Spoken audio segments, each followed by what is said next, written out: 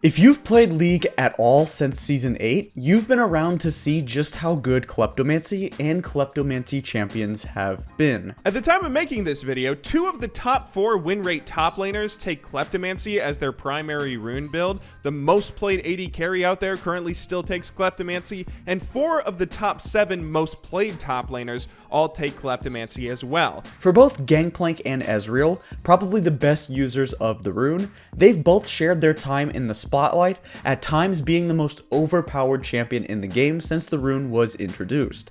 It's just so good for them that it sort of completes the champion.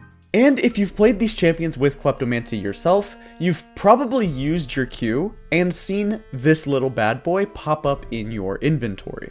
Pilfered Potion of Rogue grants some adaptive force for 45 seconds, and if you don't really want it, you can sell it for 32 gold. Okay, no big deal, seems fine.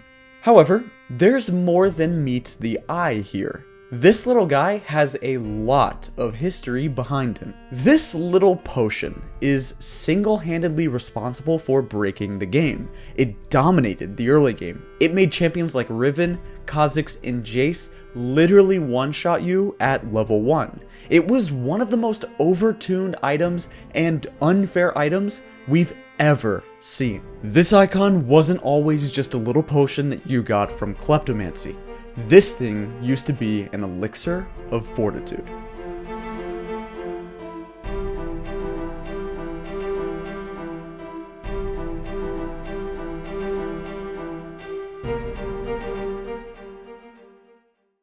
Elixir of Fortitude requires level 25 to use, and is a potion that increases the drinker's maximum health by 120 for 1 hour. This consumable is classified in-game as a oh, wait, this is World of Warcraft's Elixir of Fortitude.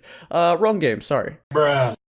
Anyway, this item was in League of Legends from beta up until pre-season 5, when it would receive a rework and eventually be removed. We used to have elixirs in the game that were different from the ones that we have now. Before season 3, there was one that was fairly underutilized, which is why it was removed. The Elixir of Agility. This was pretty good late game and was OP on champions like Tryndamere and Marksman, but still very niche, hence its removal from the game. It would just be too hard to balance because if it were to be buffed, it would be super OP.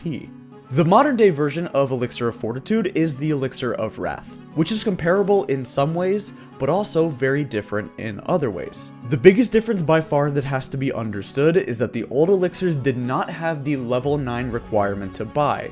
Every elixir could be purchased at level 1. And because they were much cheaper, at one point they were only 250 gold, meaning you could get a good amount of potions too. It's not like you started this item, but had no health pots to work with. All of the elixirs before their mini rework in Season 3 were mostly only used late game. They were fine if you needed to win one crucial fight or had nothing else to buy, but they weren't meta-breaking or game-changing.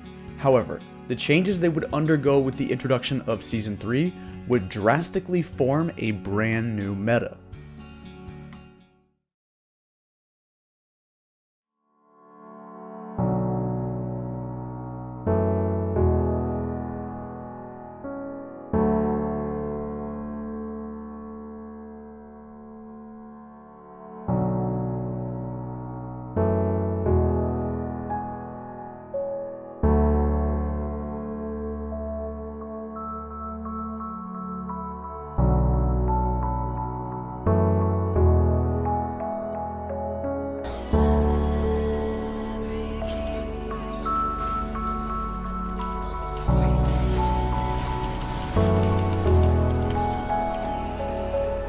Oh my god, I'm alive.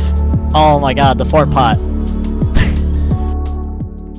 Let's take a look at the stats this elixir gave you. You could buy it as a starting item for 250 gold. It gave, on use, 120 to 235 health based on champion level, and 15 attack damage for 3 minutes. So, you got some potions, it gave you more stats than a longsword for 3 minutes, and it gave you more health than a Doran's item. But that's not the only thing. There's one more big kicker here. The health on taking the potion was instant, not over time. I cannot stress this enough, because so often you would bait your opponents completely because they just happened to forget or look that you had an elixir, and instantly giving you over 200 health at level 6, you could survive a dive, or a 1v2, or live through somebody's ignite. It was crazy. It would only end up being a few patches into Season 3 until people realized the Fort Pot meta was OP. On top of the instant health, the AD the item gave you was crazy. Early game champions completely took over the meta as they were already impossible to lane against, but with the item, they were unbeatable. Champions such as Riven, Kha'Zix, back in the day when yes, Kha'Zix was actually a solo laner because he was that OP, would dominate games. Also back then, Riven was much more early game centric than she is right now. These days, she's actually kind of weak early game, but on 1 to 2 items and even more on 3 to 4 items, she starts scaling into an unkillable raid boss 1v5 machine. Her early AD and damage was much higher back then, on top of the shield lasting an entire second longer. There were so many situations when an AD champion could take red pot, win laning phase, and then because they won their lane and got a big lead, they could afford to buy another one at only 250 gold, win their lane harder because for 6 straight minutes they have 15 AD, and then for barely any cost, win the game. Buy red pot, win video game. This cycle was vicious. You couldn't beat the champions early game, and because you couldn't beat them, you were put further and further behind as they ran train on your entire team. Remember that this was the heyday of carries and assassins in Season 3, where the support was just a sack of 300 gold ready to be killed because supports were so much weaker. The Zed mid lane gets free kills all game and destroys your mid laner, then roams bot and takes over the game, all because of one red potion that was too strong. Speaking of the bot lane, it wasn't just the mid and top lane AD champions taking it. At the time, you could play strong early game ADCs like Graves, Caitlyn, and Draven and win your lane even harder, putting the Vayne and Tristana so behind that they would never be able to recover. The elixir would end up receiving its first nerf almost immediately after the meta was discovered, increasing the cost by 100. This made players who were buying several of them less likely to do so, and of course it nerfed the amount of potions that you could start with given its higher cost. But it didn't matter. Fort pot equals win pot.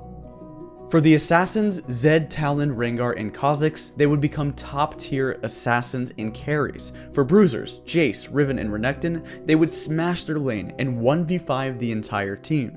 If you combo the best early game item of all time with the best AD item of all time, which was the Brutalizer, you can easily see why these champions were so darn good at this time.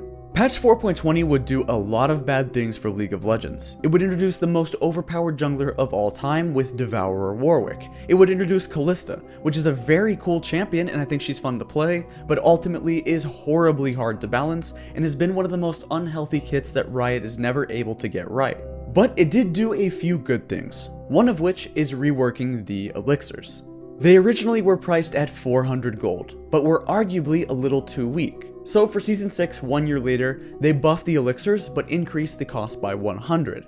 Nowadays, the elixirs sit at a solid 500 gold, and definitely give a lot of good stats, but they have a minimum level requirement at level 9.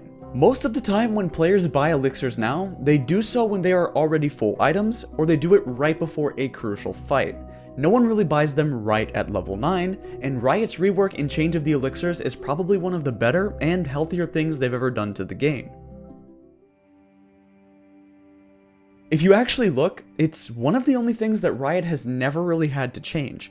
Aside from their introduction on patch 4.20, the buff and the cost increase on 5.22, and a nice quality of life change, that's it. That's the entire history of the new elixir.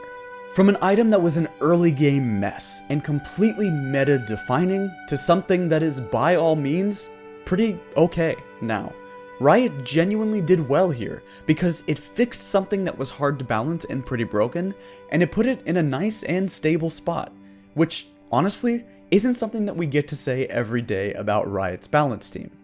Anyway, thank you very much for watching.